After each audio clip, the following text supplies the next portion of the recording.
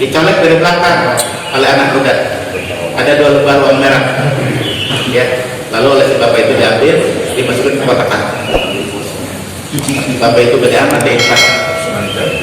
Kata si Ade itu, udah itu bilang, ini uang bapak dari dompet ya tuh. Jadi dia masukin 200.000, padahal sebelumnya cuma 5.000. Gak hadirin ya.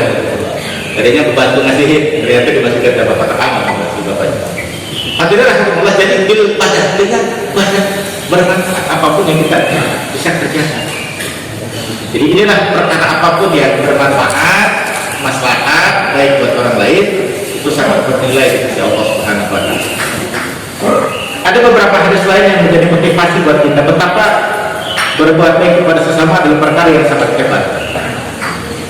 Qala Rasulullah sallallahu alaihi wasallam, Rasulullah bersabda, "Man asbaha, barang siapa yang di waktu pagi la yanwi, tidak ada maksud, tidak ada niat az-zulma, melakukan perbuatan buruk, ya, perbuatan zalim, perbuatan jelek ala ahadin pada siapapun, ghufira lahu ma jaramakan, maka akan diampuni kesalahan-kesalahannya yang telah dia perbuat. Wa man asbaha yanwi, dan barang siapa yang di pagi hari berniat nusratal mazlum, menolong orang yang terzalim, ya, wa qada'i hajatil muslim, dan memenuhi kebutuhan orang muslim, kanat lahu ka'ajri hajjatil mabruratin, maka ia akan mendapatkan pahala sama seperti pahala haji mabrur. Masya Allah. Hadirin rahmatullah, dalam hadis ini Rasulullah yang menjelaskan bahwa ketika hati kita bersih, ya, tidak ada satu niatan sedikit pun bermaksud jelek terhadap orang lain, ya. Ketika kita justru yang tumbuh dalam hati kita adalah niat-niat yang baik untuk menolong membantu saudara kita muslim yang lain, maka Rasulullah mengatakan maka kita akan mendapatkan pahala sama seperti pahala ini mabrur. Apa pahala mabrur? Surga. Al-hajjul mabrur laisa lahu jazaa'un illa jannah. Haji mabrur tidak ada balasan yang pas, yang pantas untuknya adalah kecuali surga. Nah, ketika hati kita bersih dari niat-niat yang jelek, justru tumbuh hati kita dengan maksud-maksud yang baik, niat-niat yang baik untuk menolong, membantu saudara kita, ya, maka kita akan mendapatkan pahala yang begitu besar sama seperti kehadiran hajatil mabruratin, seperti pahala haji mabrur. Berbuat baik terhadap sesama, ya, menolong, membantu, memenuhi kebutuhan orang muslim, termasuk misalnya, ya, ketika ada saudara kita berbuka seperti kita, apalagi kalau masih kerabat, ketika tak mampu bayar, ya bebaskan kan? Memang ada 2 cara berbuat baik kepada orang yang berhutang kepada kita, yaitu adalah memberikan tenggang waktu ketika jatuh tempo tidak dibayar, diberikan keleluasan. Yang kedua adalah membebaskan hutang. Mana yang terbaik? Dua-duanya baik. Tentu yang lebih baik kalau sampai kemudian kita bisa membebaskan. Masya Allah. Ya, seperti ini. Hadirin rahimahumullah, memenuhi kebutuhan, ya. Dalam bahasa apa namanya? Akhlaknya namanya takaful. Ya, kita siap menanggung, ya, kesulitan saudara kita. Ketika Allah Subhanahu wa taala misalnya menjelaskan dalam surat Al-Hujurat ayat 10, innamal mu'minuna ikhwah, orang-orang beriman itu bersaudara. Maka para ulama mengatakan, ya, dalam kita membangun ukhuwah itu ada arkannya, ada rukunnya, ada tiangnya, ada pilarnya. Apa itu? Ukhuwah itu harus terjaga. Pilarnya pertama adalah at-ta'aruf, saling mengenal. Ya. Yang kedua adalah at-tafahum, saling mengerti. Apa itu saling mengerti? Artinya kita harus saling, ya, kalau salah kita minta maaf, kalau orang yang salah kita maafkan. Gitu. Itu saling mengerti. Namanya manusia kan, ya. Jangankan kita makhluk hidup, barang mati aja piring satu, gelas itu suka bentrok juga, ya. Maka at-tafahum. Kemudian yang ketiga adalah at-ta'awun, saling tolong menolong. Itu rukun, ya. Jadi kalau namanya ukhuwah tidak ada tolong menolong, ya nggak ada, dia lemah, ya. Jadi harus ta'awun, saling mengenal sesama muslim, saudara kita, walaupun mungkin tidak kenal satu namanya, dia saudara kita sebagai mukmin, sebagai muslim, kita akui saudara kita, ya. Maka kadang-kadang kita, mohon maaf, dikoreksi saja, kadang-kadang itu sudah menggunakan, kita suka menemukan kalimat saudara kita yang non muslim, bahasa dia pakai saudara kita, gitu ya, non muslim. Itu juga tidak salah, ya. Ada namanya persaudaraan, itu kan ada persaudaraan agama, persaudaraan bangsa, persaudaraan nasab, ya, ada ukhuwah wataniyah, ada ukhuwah nasabiyah, ada ukhuwah diniyah dan sebagainya. Kadang-kadang ketika menggunakan bahasa itu menunjukkan kecintaan yang luar biasa. Saudara kita yang non muslim, ya, jarang menemukan saudara kita muslim, jarang. Alhamdulillah, ta'awun, saling tolong. Ya, nah yang keempat itu kalau disebut dengan takaful. Takaful itu adalah pilar ukhuwah yang paling tinggi. Jadi kita siap mengambil tanggung jawab saudara kita yang tak sanggup untuk memikul.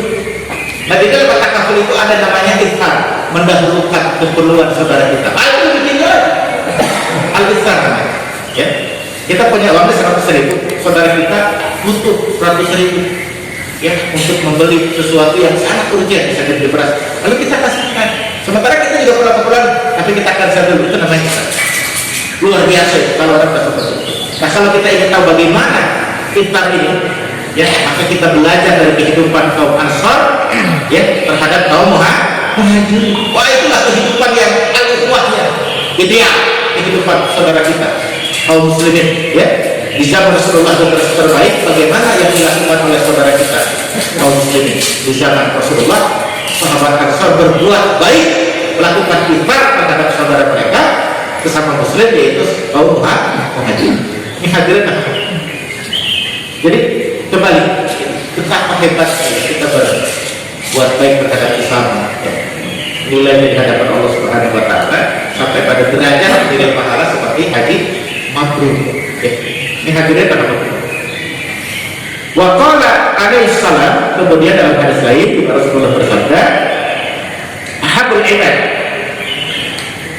ilallah, hamba Allah yang paling mencintai, ahabul ibad ilallah ta'ala, hamba-hamba Allah yang paling Allah cintai, anfa'un nas linnas, yang pertama adalah orang yang paling bermanfaat bagi orang lain. Jadi manusia yang paling Allah suka, paling Allah cinta, ya, hamba Allah yang paling Allah sayang, ya, adalah seseorang yang bermanfaat bagi orang lain, ya.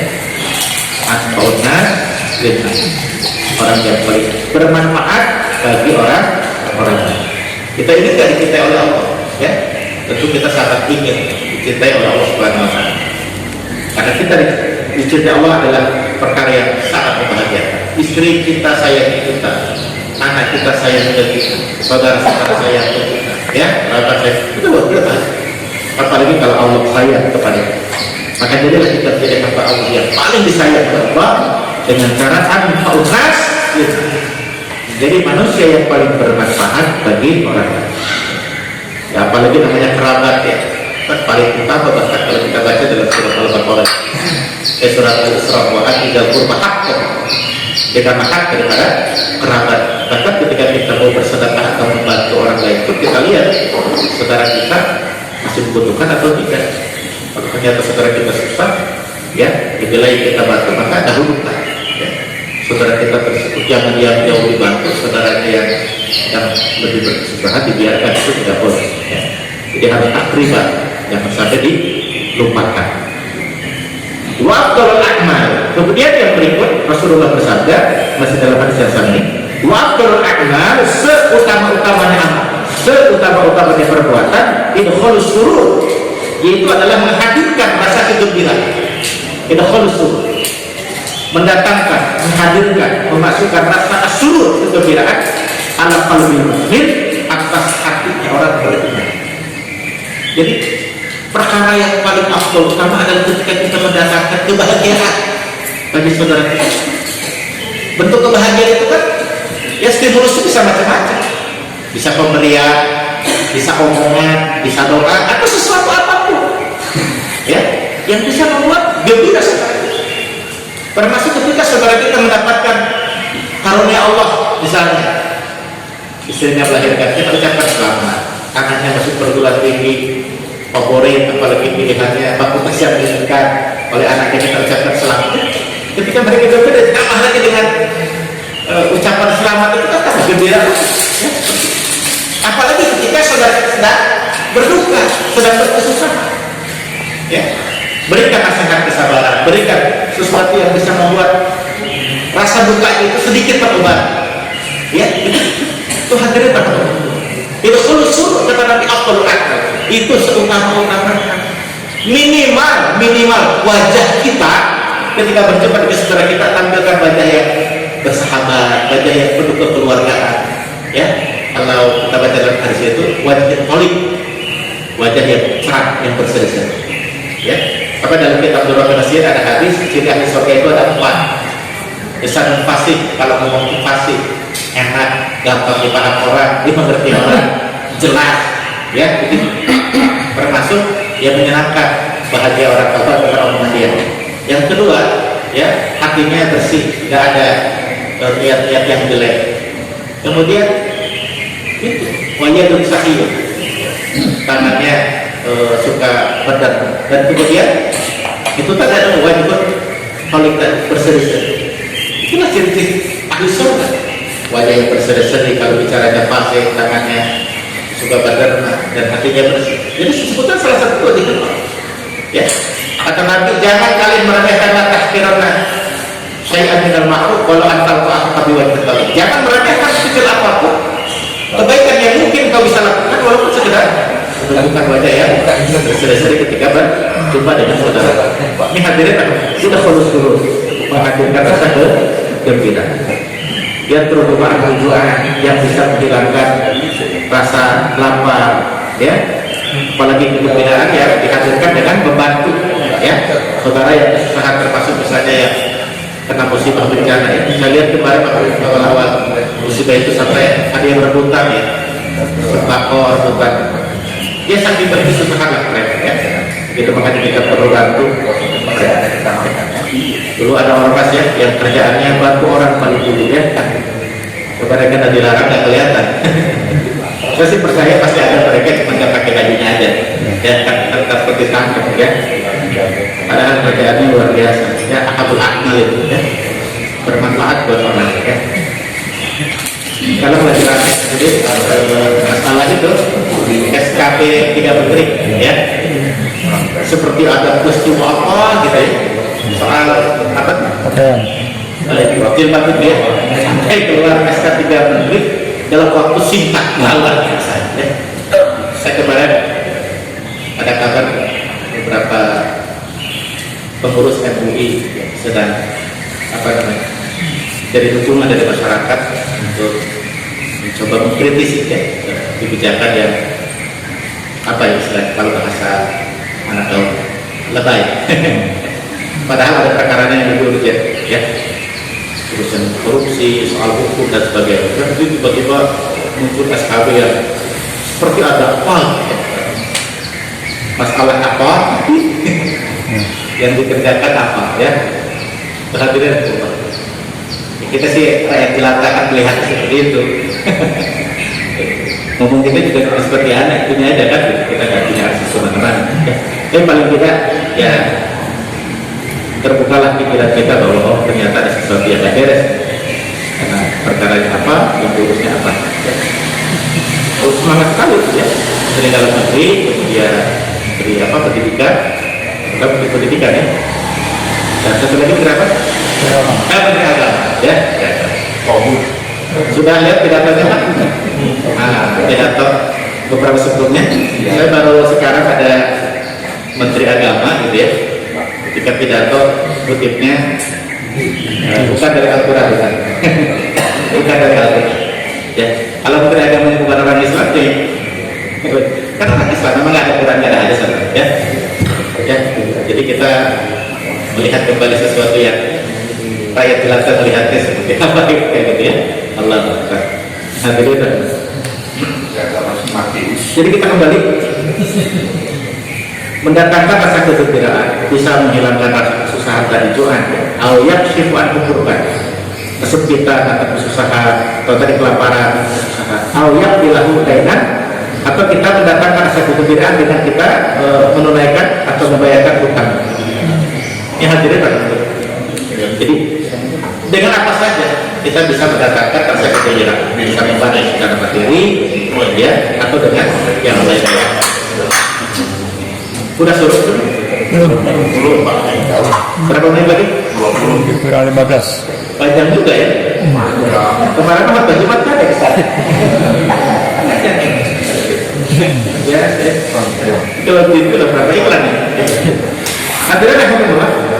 Jadi yang kedua ya, jadi bermanfaat buat sesama muslim. Nah kemudian Rasulullah juga melanjutkan, ada kebalikannya. Kalau tadi perkara yang paling hebat, tidak ada perkara yang lain yang lebih hebat dari keduanya, yaitu beriman kepada Allah dan bermanfaat untuk sesama muslim. Nah sekarang kebalikannya, wa khoslatani, ada dua perkara, la syai'un, dan tidak ada perkara yang lain, sementara tidak ada perkara yang asbasu, lebih jelek minhuma, daripada kedua perkara tersebut. Jadi ada dua perkara yang paling jelek, super jelek ya, dan tidak ada perkara yang lebih jelek daripada dua perkara itu. Kata itu balikan ya. Apa yang pertama kata Nabi adalah asyirku billah, menyekutukan Allah. Syirik ini perkara yang paling khobar, perkara yang paling jelek, paling tercela. Dan ini kemudian kalau kita baca dalam berbagai ayat dan hadis, termasuk ditempatkan pada posisi dosa terbesar nomor 1. Kalau kita baca dalam satu kitab namanya Al-Kabair, ya, dosa-dosa besar, maka ditempatkan dosa terbesar itu adalah syirik. Bahkan dalam hadis Nabi mengatakan satu publikatun, ada 7 perkara yang membinasakan. Maka yang pertama adalah menyekutukan Allah, menduakan Allah dengan sesuatu yang lain. Ini hadirin rahimakumullah. Dan kedua adalah wadur lil muslimin, mendatangkan keburukan. Aduh, ya ini perkara yang paling jelek. Wadur, mendatangkan keburukan bil muslimin, terhadap orang muslim. Jadi berbuat sesuatu baik dengan ucapannya, dengan tangannya, termasuk dengan kebijakannya, bikin orang Islam ya, jadi susah, bikin orang Islam teraniaya. Itu perkara yang paling buruk ya. Masuk ke sana 20 menit lagi.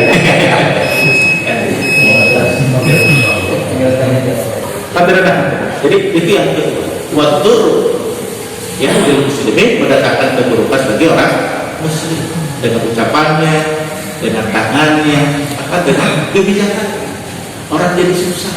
Auzubillah ya. Makanya kalau kita belajar dulu orang-orang soleh ketika mendapatkan amanah jadi pemimpin ya, nggak ada tuh euforia kegembiraan, nggak ada. Nah ya itu kita baca tuh apa kemarin Abdul Aziz itu berhari-hari ketika di baiat menjadi khalifah. Takut zolim sama orang, zolim sama banyak orang. Hadirin rahimakumullah, ini perkara yang paling jelek bagi manusia adalah ketika mendatangkan keburukan. Ya. Rasulullah dalam hadis mengatakan al-muslimu, seorang muslim itu man salimal muslimuna min lisanihi wa yadihi, ketika orang muslim lain selamat dari keburukan ucapan dan perbuatan. Yang bahayakan sekarang banyak orang punya kekuasaan, punya kedudukan, malah mendatangkan keburukan bagi orang, bagi kaum muslim. Ada kan banyak ya, bahkan para ulama ada yang teraniaya ya.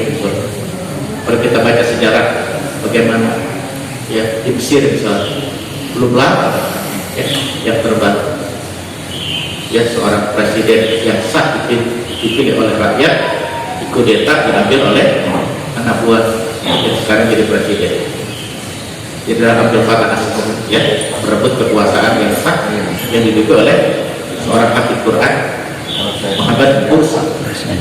Sebelumnya kita baca ya, ada kisah seorang tokoh ulama Kiai Haji Hasan Al-Banna ya, ditembak mati oleh raja ya. Ada lagi siapa yang pengarang kitab tafsir Fizail Quran ya, meninggal syahid di tiang gantungan ya. Said Qutb kitabnya sekarang kitab tafsirnya mendunia, termasuk di Indonesia salah satu kitab tafsir rujukan. Seorang ulama yang dianiaya Bukan karena ulama itu jahat, enggak, justru mendekatkan kebenaran. Pada hukum Allah seperti itu. Bahkan Buya Hamka pernah juga masuk penjara. Apa Buya Hamka melakukan tindak kriminal? Tidak. Beliau menyampaikan al-haq, kebenaran kepada penguasa pada waktu itu. Ya, jeblosin ke penjara. Tapi subhanallah ya, orang-orang hebat, orang-orang baik, orang-orang yang hidupnya untuk Allah, ketika dalam penjara justru saat yang lebih dekat dengan Allah dan diberikan oleh Allah kemudahan untuk bisa menyelesaikan tugas mulia. Tafsir Al-Azhar, karya monumentalnya Buya Hamka, itu tuntas ditulis di dalam penjara. Sama seperti ini. Saya Kutub menulis tafsir. Masya Allah ya, Tuhan itu. Jadi banyak orang-orang yang justru dengan kekuasaan melakukan kezaliman bahkan pada orang-orang besar, kepada orang-orang yang berilmu, kepada tokoh-tokoh. Kalau sekarang juga kita lihat ada di negara mana kan ada lagi ya seperti mana itu kan hadiran rakyat diperlakukan secara zalim ya, dibikin susah dengan kebijakan, bahkan penjatuhan nyawa rakyat ya. Ada kan yang dari mana gitu ya seperti itu. Dan pemimpinnya gak mengungkapkan rasa empati atau apa ya, betapa mengerikan betapa sesuatu yang menakutkan bagi kita kalau kita melakukan sesuatu keburukan bagi orang lain. Apa yang kemudian akan kita bertanggungjawabkan di hadapan Allah kalau selama hidup ada keburukan kita terhadap. Rasulullah mengatakan ketika bertanya kepada para sahabat, tahukah kalian orang yang muflis, orang yang bangkrut? Kata sahabat, orang bangkrut orang nggak punya duit, nggak punya harta, nggak punya ini, nggak punya ini. Tapi kata Nabi, bukan. Orang bangkrut adalah orang yang pernah berbuat baik, beramal soleh, dia sholat, dia puasa, dia ngaji dan segala macam. Tapi dia jahat kepada orang lain dan dia tidak minta maaf. Maka oleh Allah Subhanahu Wa Taala pahala kebaikan itu akan diambil, dicabut oleh Allah untuk membayar keburukan. Jadi betapa sekecil apapun keburukan yang kita perbuat terhadap bersama kita, sesuatu yang menakutkan karena akan merobot kebaikan-kebaikan kita, bahkan bisa menghilangkan. Ya, apalagi namanya dalam itu dalam hadis Nabi seperti api memakan kayu bakar. Ya hadirin rahmatullah, intinya kita harus jaga diri, jangan sampai kita melakukan sesuatu yang buruk ya terhadap orang lain. Hadirin rahmatullah, inilah perkara kedua ya yang disebutkan oleh Nabi yang paling buruk. Yang pertama tidak adalah syirik, yang kedua adalah mendatangkan keburukan bagi orang Islam yang lain. Nah, kemudian bagaimana kemudian terhadap orang di luar Islam pun ya, kita punya kewajiban untuk tidak melakukan kejahatan terhadap mereka ya. Tetap wajib untuk berbuat baik selama mereka tidak memerangi kita. Kalau kita baca dalam topik ada namanya kafir harbi, ada namanya kafir bin ya. Kafir harbi, kafir yang memang ngajak perang ya kita perang lah. Kafir ini adalah kafir yang tidak ngajak perang atau tidak berbuat jahat kepada kita ya. Maka kita tetap berbuat baik. Dalam kehidupan Islam kita juga diajarkan untuk berbuat baik kalau menolong dan sebagainya. Termasuk kan tadi ditanya, Ustaz, boleh kita mendoakan orang kafir? Boleh, selama orang itu masih hidup kita doakan yang baik-baik biar sehat, biar dinyalakan, apalagi doa biar masuk Allah dia boleh. Yang tidak boleh adalah mendoakan orang kafir yang sudah mati, ya Allah ampuni dosanya dan bukan di surga, itu yang dilarang, haram ya. Tapi mendoakan urusan dunia itu gak apa-apa. Rasulullah pernah bersih kan kalau orang Islam untuk mengajarkan kalau bersih mengucapkan alhamdulillah. Nah ketika itu Rasulullah bersih. Ada Yahudi, karena Yahudi kan tahu tuh kalau orang Islam tuh kalau bersih dia mengucapkan alhamdulillah, yang dengar maka doakan ya kamu. Ini orang Yahudi yang kamu tidak bilang Rasul. Jadi karena dia bersih Rasulullah alhamdulillah, si Yahudi ya kamu Allah bilang begitu mendapat. Apakah Rasulullah mendiamkan? Enggak. Rasulullah pun kemudian mendoakan lagi semoga Allah berikan hidayah kepada itu. Rasulullah juga mendoakan Yahudi supaya dapat hidayah. Jadi kita boleh mendoakan orang kafir ya, doa-doa urusan dunia ya. Yang tidak boleh adalah mendoakan kalau sudah mati biar masuk surga, yang punya dosanya itu dan ya dulu saja Rasulullah ditegur oleh Allah ya, tidak akan mendoakan tapi Khalid ya. Baik hadirin rahmatullah, saya kira demikian yang bisa disampaikan pada kesempatan kajian pagi hari ini. Mudah-mudahan bisa disampaikan bermanfaat, dan jika ada kata-kata yang kurang berkenan atau ada yang di luar, mohon dimaafkan. Kita tutup dengan baca hamdalah. Alhamdulillahirobbilalamin.